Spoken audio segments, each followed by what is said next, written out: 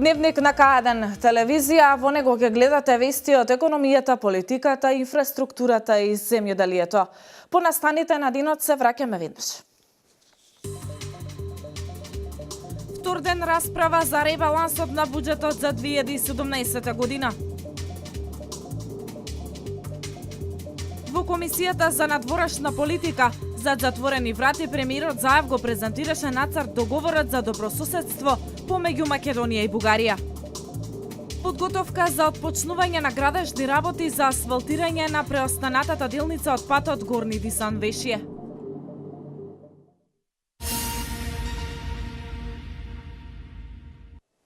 Расправата по ребалансот на буџетот за 2017 година продолжува денеска во Собраниската комисија за финансирање и буџет.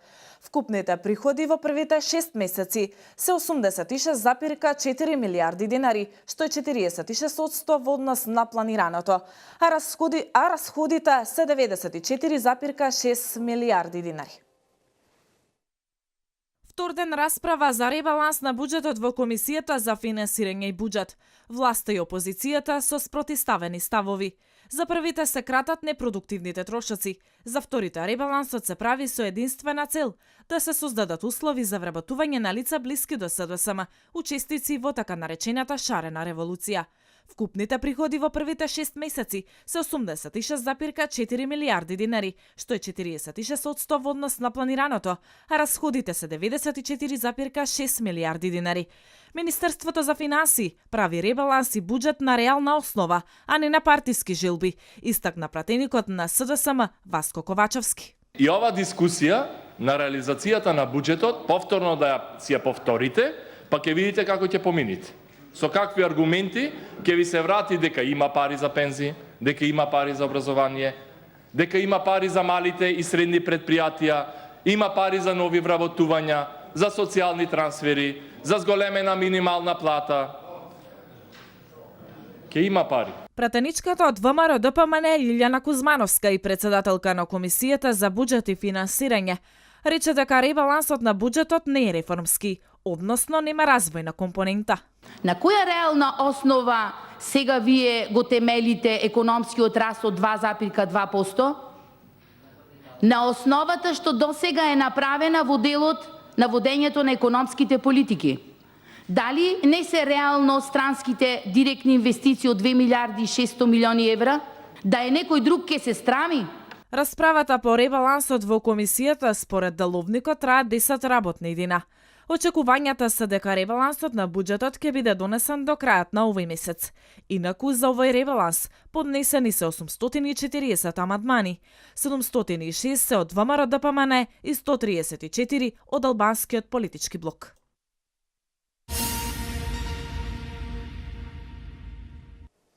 На затворена седница на Комисијата за надворешна политика презентиран е нацрт договорот за добрососедство на Македонија и Бугарија. Истиот го промовираше премиерот Зоран Заев откако претходно беше постигнат договор со пратениците од власта и опозицијата за расправа зад затворени врати. На седницата покрај координаторите на пратеничките групи и председатели на соодветните комисии присуствуваше и председателот на Собранието Талат Џафери. Минатата недела 6 пратеници од ВМРО ДПМН писмено се обратија до премиерот Заев и министерот Димитров и побараа увид во договорот помеѓу Македонија и Бугарија. Вчера националната телевизија Алфа пренесе информација дека избрана група од 5 македонски историчари ја аминувале содржината на договорот за добрососедство со Бугарија, кој треба да биде потпишан за помалку од 2 недели. Од држава со проблеми стануваме држава што ги решава проблемите. Ја зајакнуваме нашата позиција во регионот и во меѓународните односи. Со договорот, владата на Република Македонија уште еднаш ја афирмира посебноста на македонскиот народ, македонскиот јазик и македонскиот идентитет. Во договорот нема дилеми дека се работи за две држави, два народи и два јазици. Со договорот се отварат нови перспективи на соработка со соседите и забрзување на процесот на интеграција во Европската Унија и НАТО. Со потпишување на договорот, ние стануваме пример за соработка во Југоисточна Европа. Ретки се државите во регионот кои отворените прашања ги решаваат по сопствена волја, взаемно, ако има искрена волја и од другата страна, а при тоа не се за тоа потребни некои така наречени политички ташкаши кои што доаѓаат од меѓународни организации. Дали господинот Заев е спремен да потпише билатерален договор кој што содржи најмалку еден член, кој што ние сметаме дека не е во согласност со членот 49 од Уставот на Република Македонија, кој што ја предвидува уставната обврска на државата да се грижи за македонците надвор од државата. Четвртата забелешка се однесуваше на фразата заедничка историја, каде што пратениците од Коалицијата за подобра Македонија сметаат дека би било многу подобро да има една поширока фраза каде што ќе бидат истакнати и делот на заедничката и делот на посебните истории на Македонија и на Бугарија и на македонскиот и на бугарскиот народ. И петата и последна суштинска забелешка која што ја дадовме по однос на овој договор се однесуваше на забележителната асиметрија на правата и на обврските на двете договорни страни во договорот. Се предвидуваат многу повеќе права за Република Бугарија како страна во овој договор, а многу повеќе ограничувања, рестрикции и обврски за Република Македонија како страна во овој договор.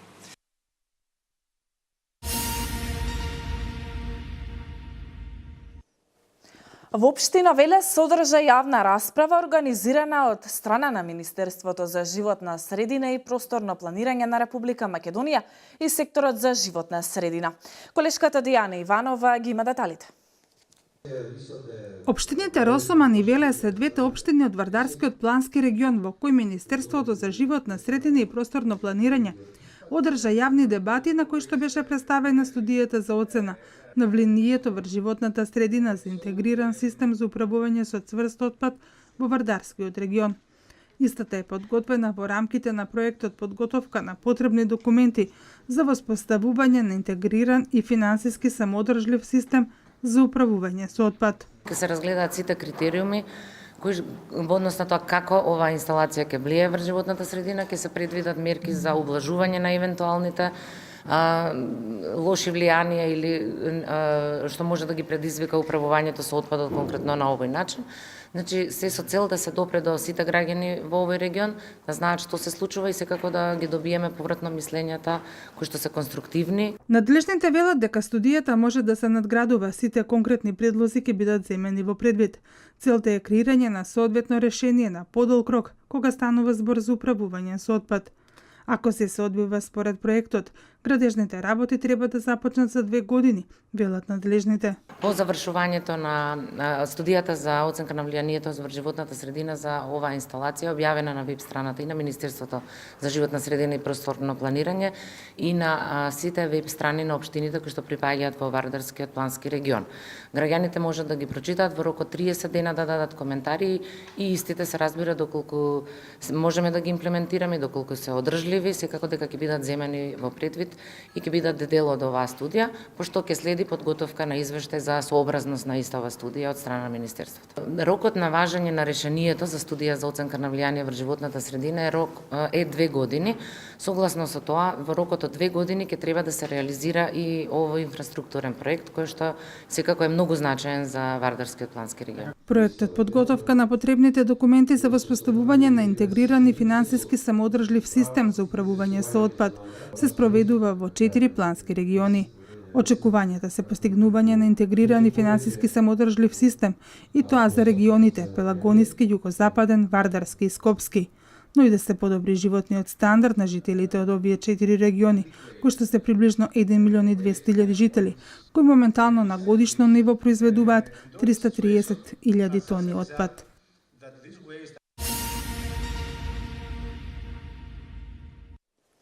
Кога станува збор за проектот за управување со цврст отпад, Центарот за развој на Вардарски плански регион е носител на комплетните активности околу изградбата на современа депонија, која што ќе ги исполнува сите еколошки европски стандарди.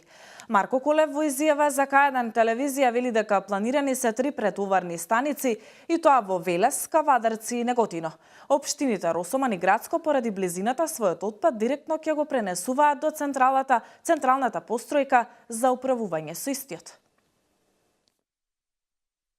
Почетокот на 2016 година почнавме еден голем проект, не само Вардарскиот регион, тука можам да слободно кажем и Скопскиот и југо-западниот и Пеоградскиот регион со Министерството за животна средина за подготовка на целосната документација за изградба на регионална депонија.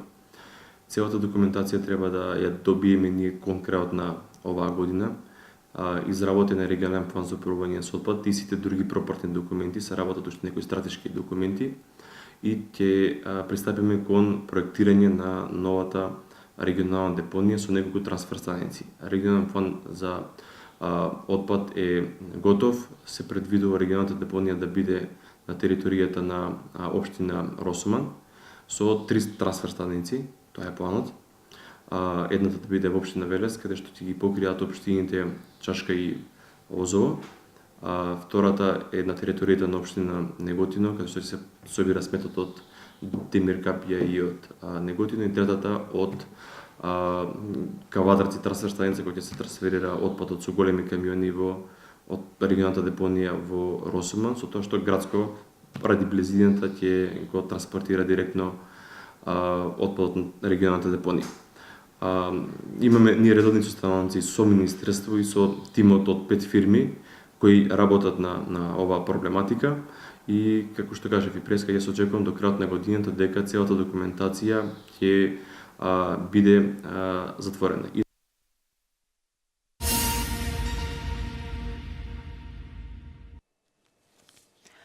Подготовка за отпочнување на градежни работи за асфалтирање на преостанатата делница од патот Горни Дисан-Вешје.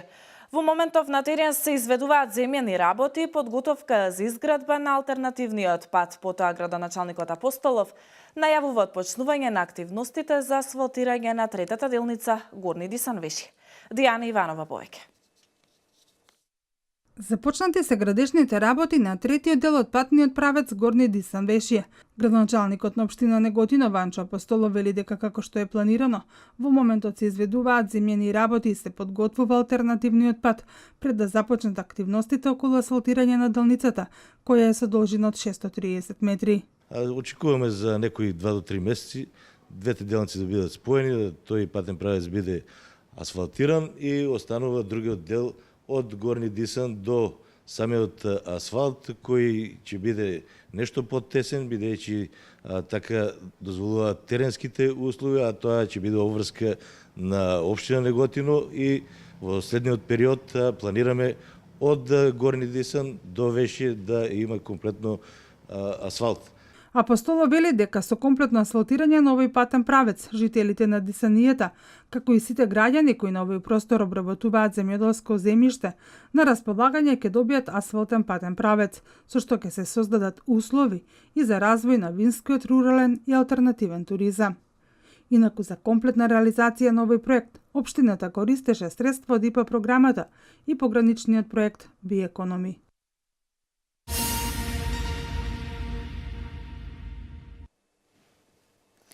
Пешак бил повреден вчера попладне околу 16 часот и 30 минути во Неготино. СВР Велес известува дека од страна на 40 годишниот возач ДД од Неготино со автомобил марка Ford Focus со неготински регистарски ознаки загрозена била безбедноста во сообраќајот. Возачот најпрво го стартувал автомобилот, тргнал и го удрил пешакот ДК-29 кој се движел по тротоарот. Пешак бил повреден вчера попладне во Неготино. По укажаната медицинска помош бил упатен на домашно лекување. Како што информира СВР Велес, пешакот бил повреден околу 16 часот и 30 минути на улицата Ацо Аджилов. Од страна на возачот ДД40 од Неготино со патнички автомобил марка Ford Focus со неготински регистарски ознаки загрозена била безбедноста во сообраќајот.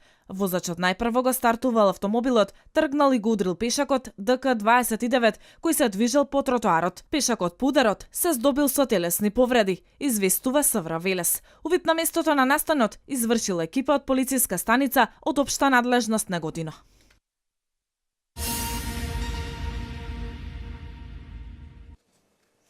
СВР Велес поднесе кривична пријава против 22-годишниот АД од Куманово поради постоење услови на сомнение за сторено кривично дело, оштетување и неовластено навлегување во компјутерски систем, информираат од Министерството за внатрешни работи.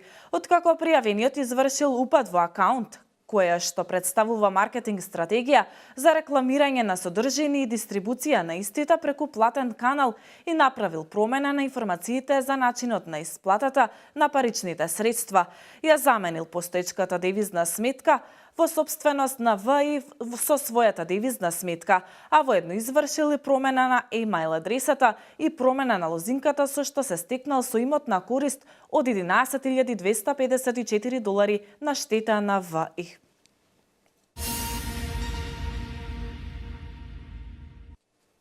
Продолжуваме понатаму со вестите од Македонија. Цената на билетите за патување на новата дестинација Доха-Скопје-Доха, на која што од вчера лета Катар Airways, ќе биде различна зависно од интересот на таргет групата и системот за резервирање.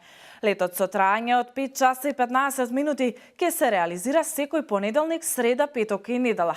Заминувањето од меѓународниот аеродром Хамад во Доха е во 6 часот и 50 минути, а пристигнувањето на Александар Велики во Скопје во 11 часот и 15 минути. Тргнувањето од Скопје во 12 часот и 15 минути, а пристигнувањето во 18 часот и 15 минути.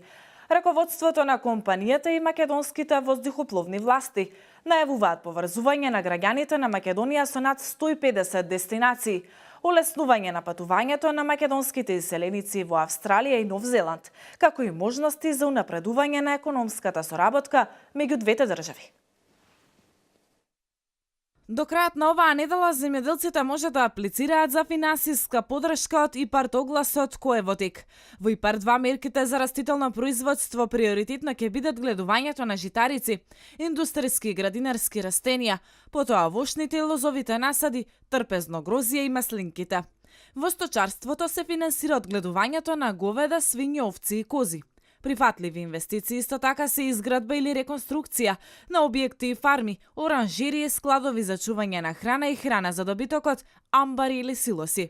Пари ќе има и за магацини, ладилници, калибратори и пунктови за продажба. Ке се финансира и подигнување на повеќе годишни насади, инвестиции во наводнувањето, во бунари и во системите капка по капка. Најниската вредност на вкупни прифатливи трошаци е 3.000, а максималната до 1.500.000 евра.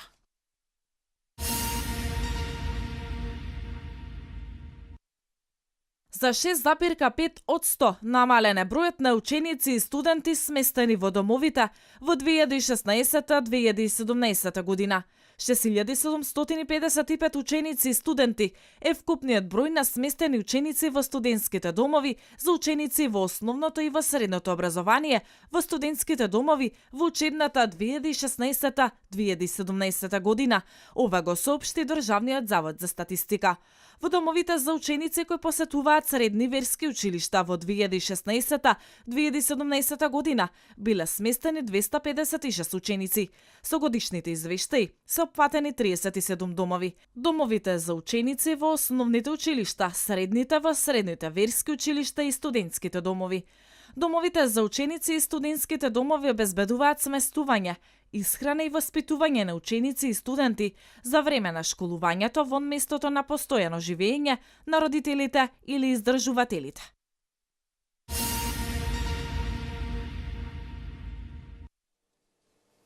Наред се случувањата од регионот и светот. Најмалку 80 лица се повредени во пожарите што горат од вчера утрото во северните и источните предградија на Сплит. Поголемиот број од повредените се пожарникари.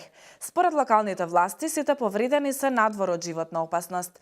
На подрачјата зафатени од пожарите околу Сплит се распоредени 384 пожарникари со 102 пожарникарски возила од 21 станица, а до 7 часот полетаа 3 кандери, соопшти жупанскиот противпожарен оперативен центар во Сплит. Ден по невремето Грција ги сумира штетите. Најмалку едно лице го загубило животот, а како исчезнат се води романски алпинист. Многу автомобили се поплавени, продавници, подземни апартмани, а оштетени се патишта во регионот Солун-Ситонија. Поради надодените води, властите ги евакуирале туристите од летувалиштето Порто Карос. Солунското радио пренесува дека странските туристи масовно го напуштаат регионот на Халкидики. Грчките синоптичари најавуваат стабилизација на времето.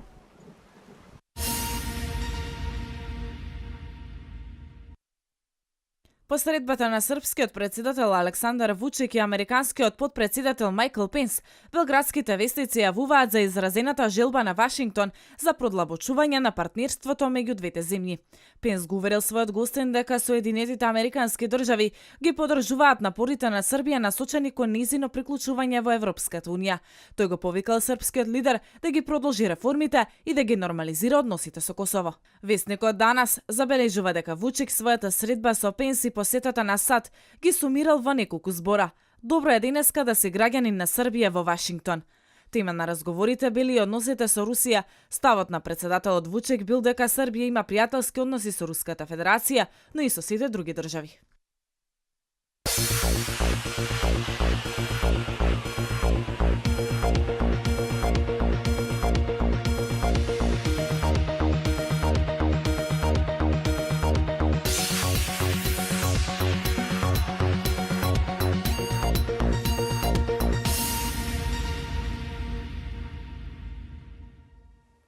Денеска имавме сончево време со умерена облачност. Попладната облачност се зголеми. Дневната температура се движеше од 22 до 30 степен, а УВ индексот со вредност 8. Од утре следува период на стабилно време со постојан пораст на дневната температура, која во деновите од викендот на повеќе места ќе надмине и 35 степени. УВ индексот во наредниве денови повторно ќе има многу високи вредности. Временската прогноза ни е последната информација за овие вести. Јас ви благодарам на вниманието и пријатно.